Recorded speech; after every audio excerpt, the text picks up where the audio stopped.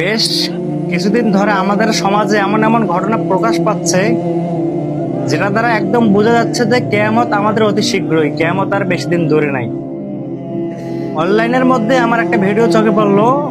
ভিডিওতে দেখা যাচ্ছে কিছু তরুণ, কিছু যুবক, তারা কবরস্থানের ভেতরে ঢুকে কবরের উপর বসে, এমনকি কবরস্থানের মাঝখান দিয়ে হাঁটাহাঁটি করে ভিডিও করতেছে, ছবি তুলতেছে।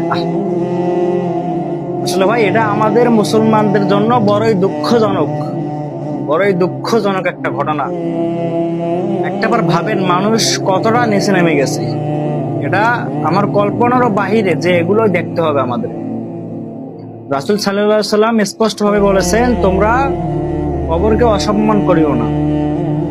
এমনকি কিয়ামতের আলামতের মধ্যে এটিও একটা কারণ, যেখানে বলা হয়েছে কিয়ামতের আগে আগে মানুষের অন্তরে কোনো সম্মান থাকবে না।